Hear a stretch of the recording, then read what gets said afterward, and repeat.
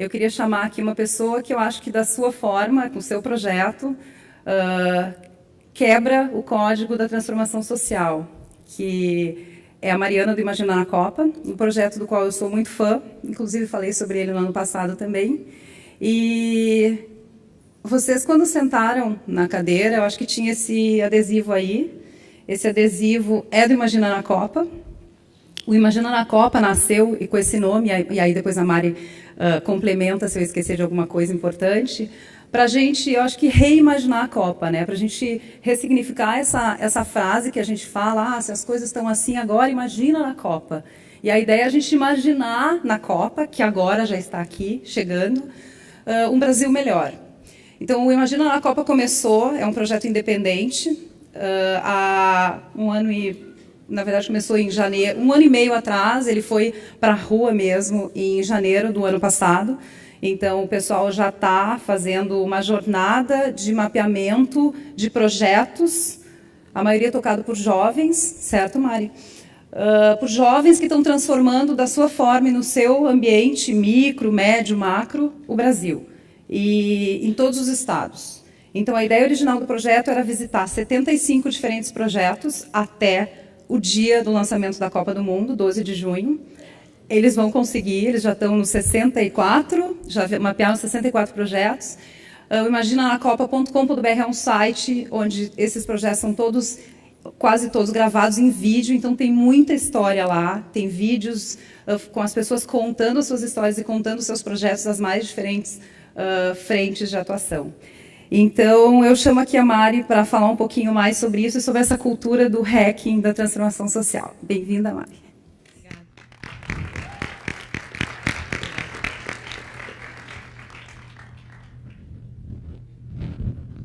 Oi, gente, bom dia. Nossa, eu passo o meu trabalho inteiro botando lapela nas pessoas e falando, fiquem tranquilos, falem como vocês sempre falam, não precisa ficar nervoso. Eu chego aqui, dá um frio na barriga, nossa, bom estar com vocês. Ano passado eu estava aqui também no Sustainable Brands, mas sentado na cadeira onde vocês estão sentados hoje. E para mim foi um orgulho, além de ter sido um privilégio super importante, ter recebido o convite do Álvaro para conversar com vocês hoje sobre o meu projeto. A Carla falou do Imagina na Copa, vocês conhecem muito bem, né? Se as coisas estão assim agora, Imagina na Copa. A gente também sabia disso. A gente também sabia que a Copa possivelmente traria muitas coisas ruins para o país e que isso, na verdade, era o que estava motivando a gente a usar isso como um bordão. No final das contas, o que parece é que a Copa foi pensada como uma festa na nossa casa, mas a gente não foi muito convidado para participar dela. A gente não sabe muito bem como ela está sendo organizada, quem comprou comida, quem chamou os convidados. E eu acho que era esse um pouco do sentimento que fazia com que todos nós, de certa maneira, pensássemos a Copa de uma forma negativa. Mas aí, como a Carla disse, também havia oportunidade da gente transformar esse momento, que é um momento histórico, de todo jeito, em um momento que fizesse sentido para a gente deixar o legado que a gente gostaria que esse evento deixasse para o Brasil.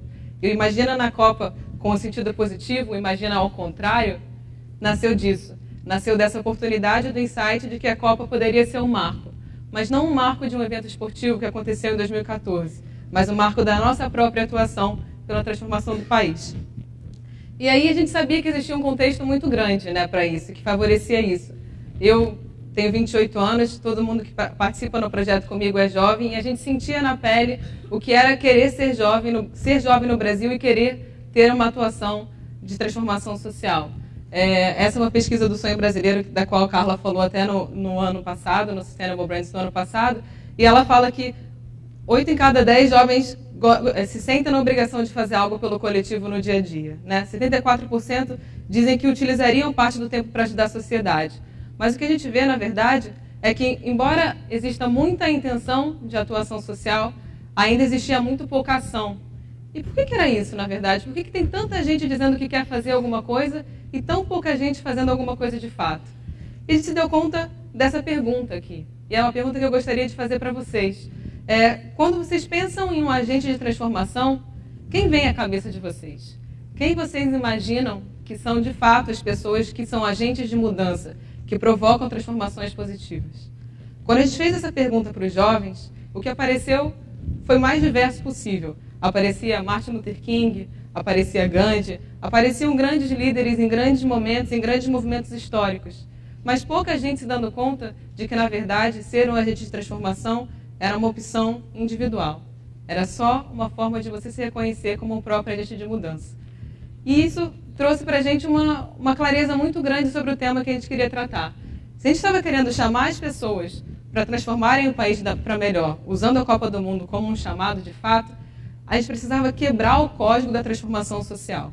Transformação social não é algo necessariamente muito grande. Transformação social não é feito só por grandes líderes em grandes momentos históricos. Transformação social não é feito só quando a massa crítica de pessoas que você atinge é imensa e aí dá para ver realmente o resultado.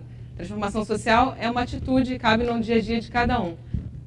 Quebrar o código da transformação social para a gente era a nossa principal chave, o nosso principal ponto de alavancagem para promover aquilo que a gente realmente queria.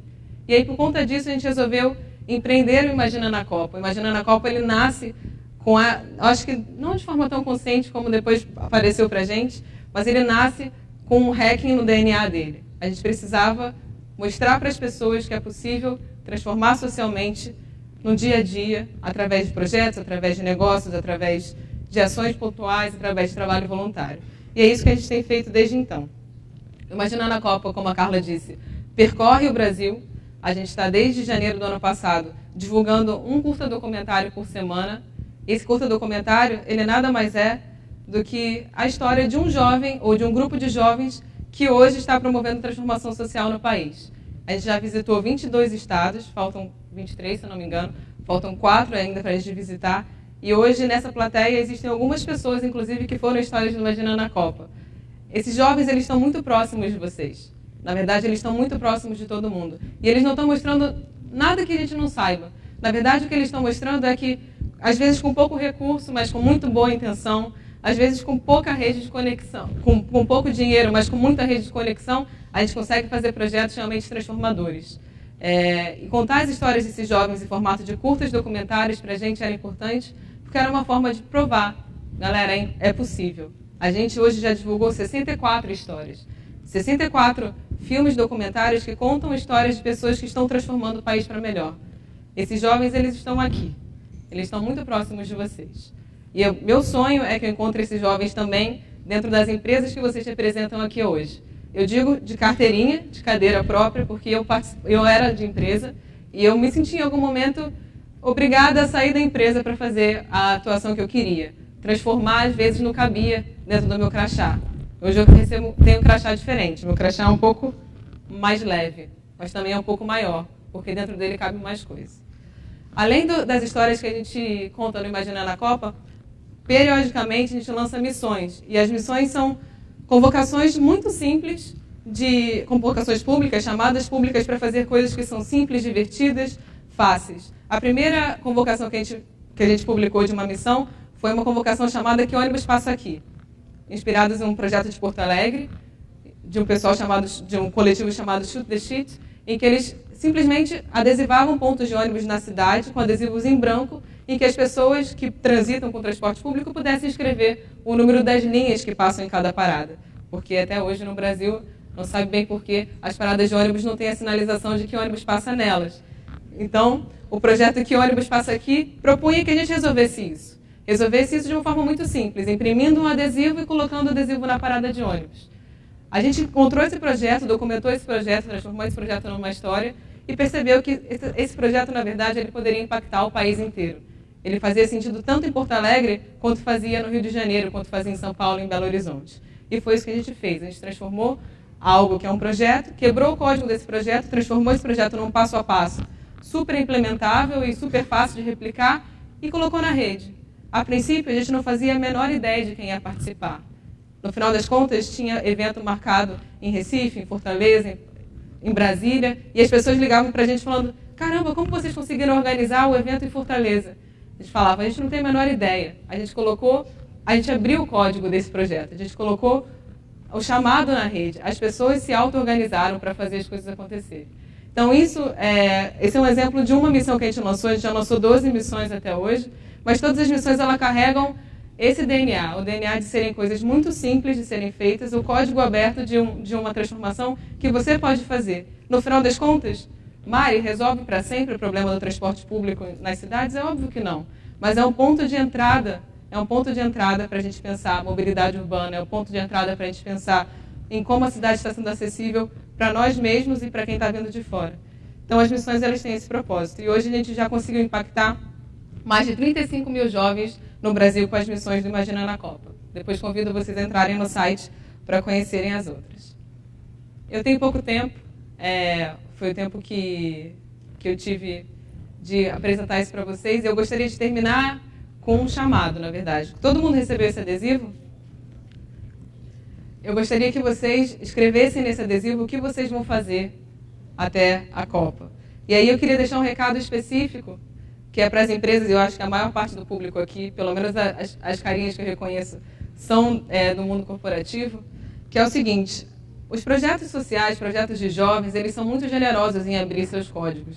A gente nunca teve um problema, nunca, em 1 ano e meio de projeto, de chegar para um jovem ou para qualquer pessoa que fosse e dizer: eu gostaria de documentar o que você faz, eu gostaria de transformar o que você faz numa metodologia aberta para que mais pessoas pudessem fazer. Você topa? A gente nunca ouviu um não. E eu entendo que as empresas, elas às vezes guardam muito para si, para se proteger ou por qualquer outro receio, guardam muito para si as próprias transformações que fazem. Então, o meu chamado é que vocês coloquem essas transformações nas ruas. Eu acredito muito no poder das marcas. Eu mesmo fui gestora de marca um dia, continuo sendo no meu projeto.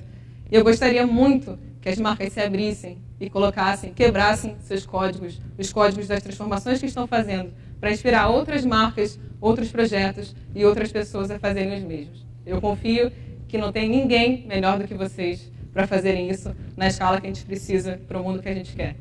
Obrigada.